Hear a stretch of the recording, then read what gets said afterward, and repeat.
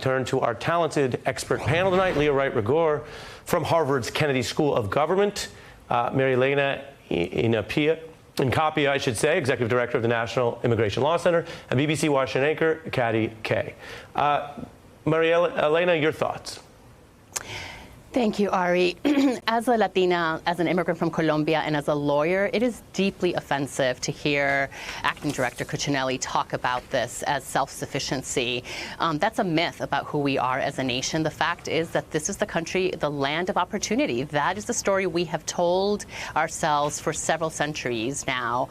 And we know that, in fact, the majority of Americans at some point in their lifetime are going to need to rely on certain types of safety net programs, whether it's unemployment, whether it's nutrition assistance, healthcare, whatever it is. These are anti-poverty programs for that very reason. They're anti-poverty. They're meant to help people make ends meet when they're facing a hard time, which was my own family's experience when we first arrived in this country in the 1970s from Colombia.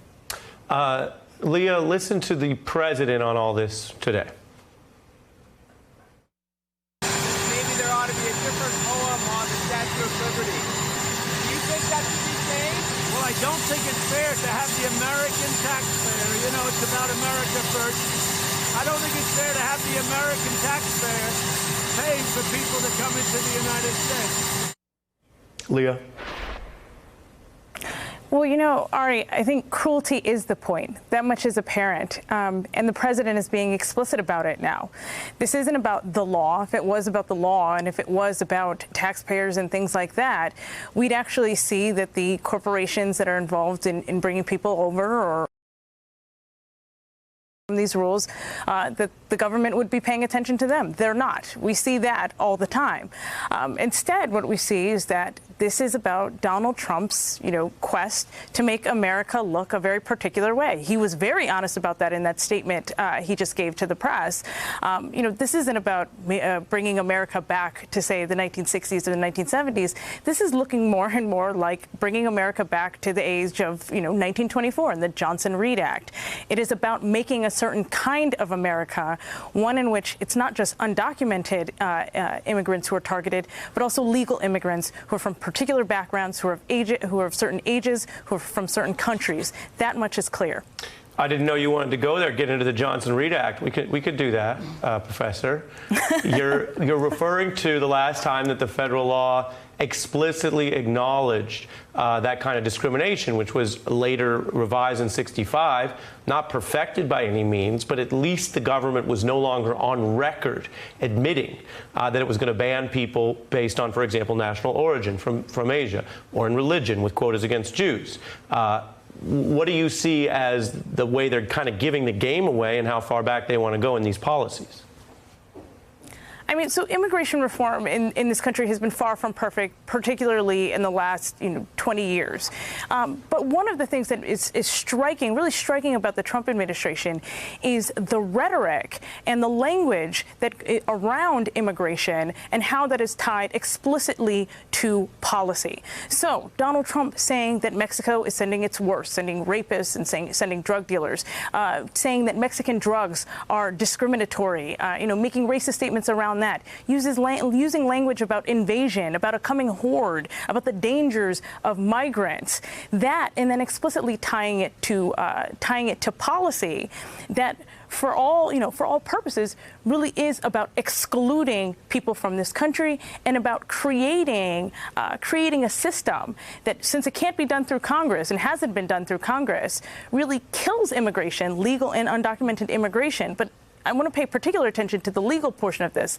Legal immigration through 1,000 backdoor cuts. And that part is important and that part is different. Very well put, and I appreciate both of your erudition.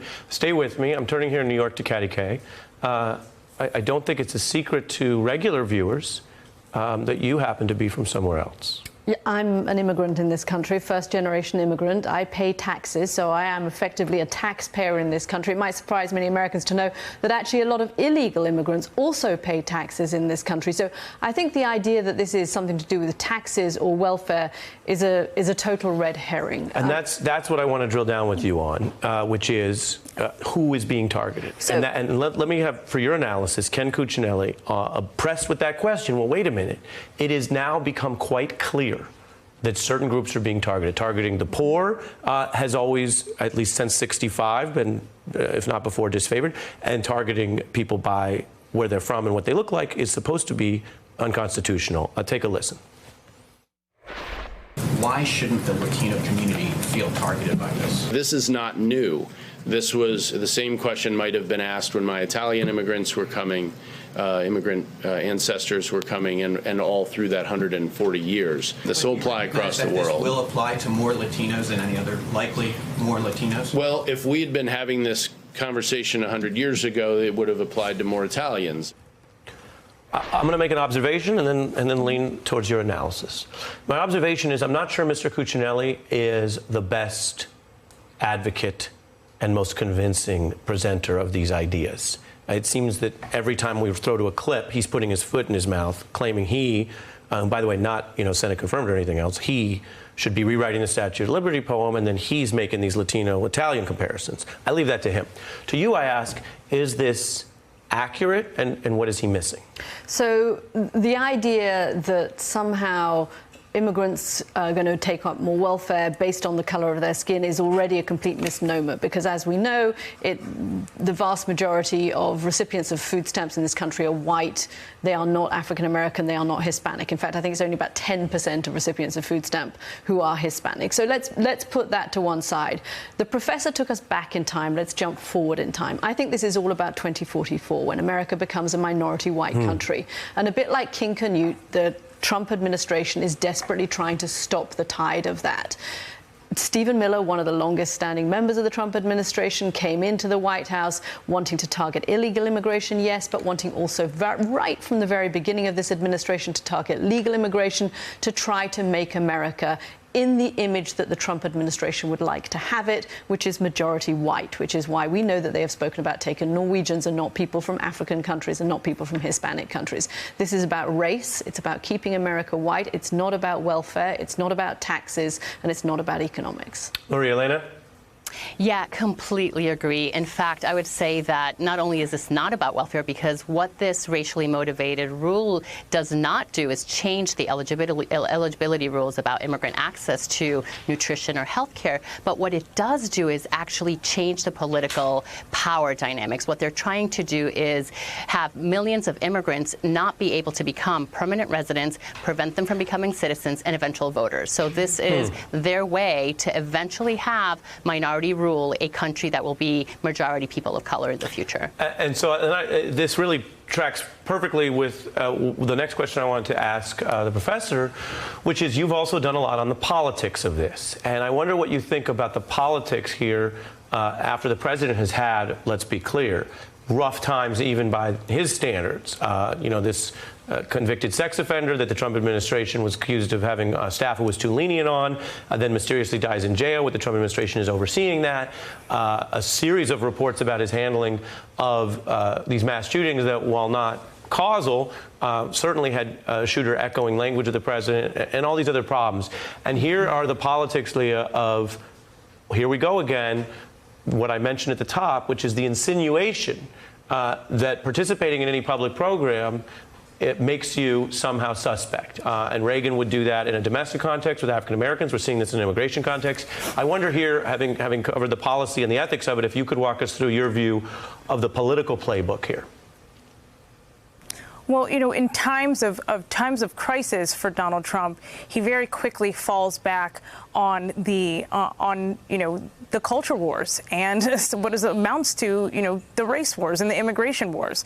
So this is his favorite. This is his favorite and perhaps the easiest punching bag for him. This is how he started his campaign. This is how he ran his campaign.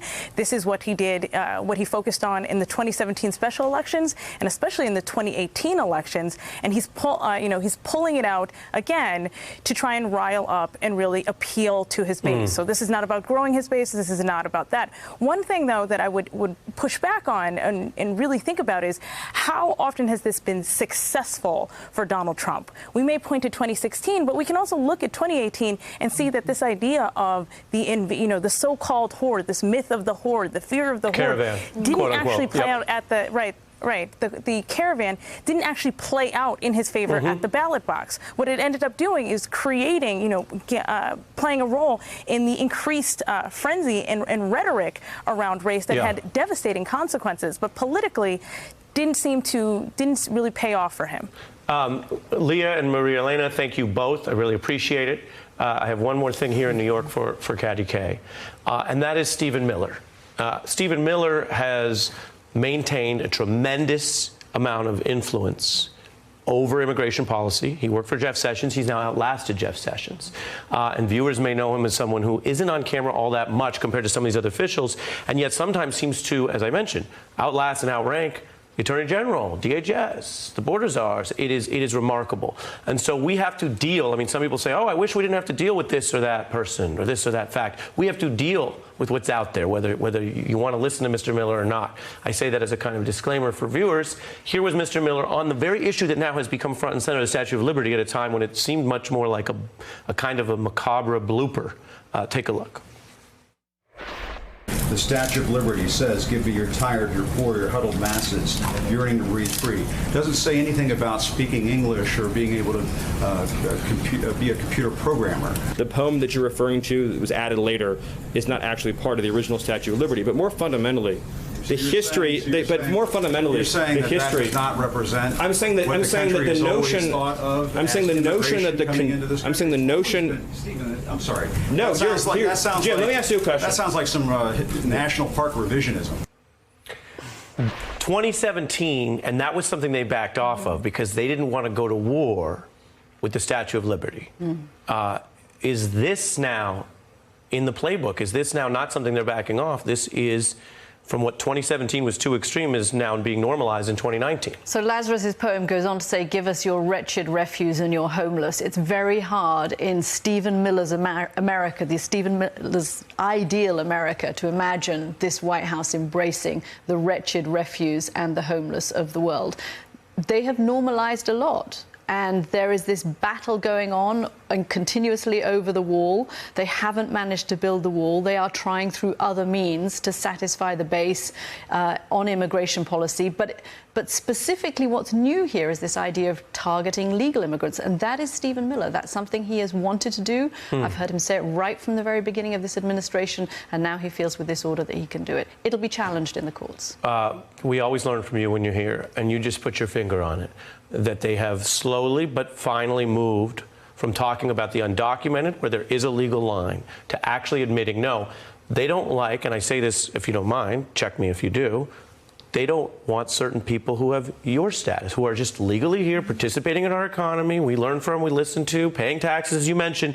Now they're saying the fact that you came here itself, it should be targeted.